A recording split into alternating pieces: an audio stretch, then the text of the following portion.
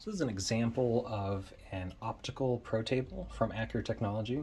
This is one of the older demo styles, but I'm going to go through a couple of the features and how to measure parts and what they would look like on the screen as kind of an example. It does have the newer camera lens setup and the newer monitor setup. The monitor can be any monitor, but it does have dual input, dual readouts mounted to it. And so not a screen with both of the encoders going into a program, but rather two readouts that you would use to verify your information, and crosshairs on a screen in order to grab the edge of your parts or the edge of a feature, whatever you need to measure. So real quickly going over some of the features. So the entire carriage slides back and forth. That's kind of typical, whether it's an actual bridge system or a cantilever system. There's a lot of different customizations you can do depending on how much gap you need to leave for how big your parts are going to be. So if you're going to measure very thin parts, like just thin sheet metal, then you're not going to need as tall of a carriage as this is. This is just our demo table to kind of just show some of the features of the system. And so the camera is essentially pointed straight down onto the part, and so you would use the crosshairs on this. So this one has bounds for tolerance, and so this could be set up at the edge of your part, like right here, and if they were outside of either of these two bounds, then it would be out of tolerance. So it's a way where you can lock the carriage in place many different parts very quickly and be able to tell whether you're in tolerance or not. So typically, this is how you would measure, let's just say, this flat piece of sheet metal. So you go over here and you would grab the edge of your part. Before doing this, you'd play with the focus and zoom and play with the distance that the track stand, this is a pole mount track stand, would distance it would be away from your part in order to get a very good view on the edge of the part. And then you would go ahead, and so this is your x-axis, or left to right, and so you would zero it on there, right on the edge of the part. Go ahead and press datum in the incremental mode, so you're incrementally measuring from either center point to center point, edge to edge, whatever it is. So you've zeroed on the left side of the part, you go over to the right side of the part, and that center crosshair is what I'm trying to aim on the edge of the part right there. So I got 8.875 inches for the length of this part. And so if you're worried about burrs or deformities, you can increase the zoom, and then you're going to have to refocus and remeasure. But this top ring here, you won't be able to see it, but you'll be able to see on the camera it zoom in. So you can get really, really close in there. And once you zoom in, you're going to have to play with the focus a little bit in order to focus clearly on the edge of your part. So once you focus, there's little lock-in screws that help you lock it in. And so now when I'm looking at the edge of my part, you can see everything. So you can see this little burr there on the edge, and so you can go over there, and you want to zero it out either on the very edge of the part, or if you know that that's a burr, you can zero it out on the actual part rather than zeroing it out on the edge of the burr. So if you're using a contact system, it's going to contact both sides of your part, and it's going to measure those burrs because the burr is on the end of the part. And so this is the advantage of a optical system, whereas if you can see the true edge of the part, it's actually better than a contact system in some ways. And so that's the measurement. And so very easily you can also measure the width of your part. So this is your y-axis, or this direction.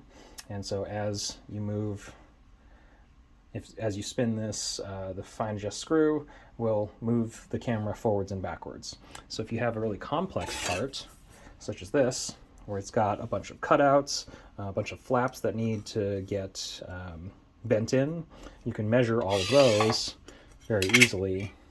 You can go over, this is super zoomed in, but yeah, you can go over and grab either the center of this bend line, the edge of your part, or if you want, zoom out a bit so it's easier to see, or you can grab the center of your holes, or you can find the center from each side of the edge of the holes. You can measure to the inside of features where a normal contact system would not be able to measure hole to hole or edge to hole very easily. where this one can measure all of them. And so I'll show you a couple other examples of it looking at other parts, at reflective parts and at non-straight parts, so you can see what that looks like. So this part I have here is, it's kind of hard to tell here, but when we put it on the surface, you'll be able to see it's not flat in this direction. So I can push down on it, and there's a lot of flex there. And so how we would usually remedy this is you could push it against the back fence, and you can put, since this is built on T-slot like extrusion, you can put a T-nut in here with the Destaco clamp. So now the Destaco clamp can sit there and hold your part down and pushed against the straight back fence, so you get good measurements. Because right now, if you were to measure it, you're measuring to the curve, so it's actually going to be shorter than if you were to push it down and it expand out fully. So that's another option, another customization. If you think your flat parts aren't going to be flat enough and you need them to be flat while measured, you can add clamps very easily. And I can show you a reflective part next. And this part is one of the more reflective parts that I found to use for this video. And so we're going to put it under there, and you can see how in the screen here, and move it back up, you can see the reflection of the ring light in the metal, but you can still very clearly see the edge. We can even go in real close, and I'm going to need to refocus, so that's blurry. There we go. And now we can grab the edge of the part, which is very clearly easy to see. And so this part also has a deformity where it got hit or bent. You can see that right there. It got bent pretty good, either in transit or by the operator, and you'll be able to see that. And you can actually use the camera to take a picture and send that to a production manager or a quality manager and show them the defects. So this is the last piece I wanted to show. It looks like a fairly straightforward, straight flat piece, but if you put it against the back fence here, hard to see, but right here you can clearly see it angles off of the straight back fence. So there's a way to very quickly tell, oh hey, my part isn't straight, and you can even see it on here if we go all the way back up. So this can also be changed to not as fine of a thread pitch, so it can traverse much quicker, but this has very fine adjustment. So there's a trade-off between having a thinner or a finer and more coarse thread for your axis. And so we're over here, and you can see this is the back fence. I'm gonna refocus it because we moved it a little. I'll just zoom out so you can see very clearly that the piece is peeling away from the back fence, and then it goes back to the edge of the back fence.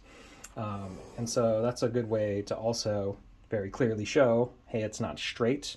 You can take a picture with the camera. So it operates with a USB mouse. You just plug the USB into the back. I'm going to show you some of the settings down here. So there's a snap setting. You can flip the image. You can digitally zoom. If you don't want to mess with the camera, you can blow something up without actually having to refocus and re-zero.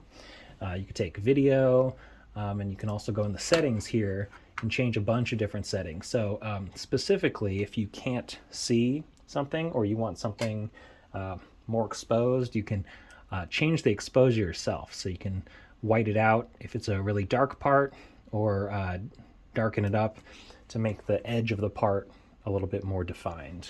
You can also play with the contrast and saturation, all this.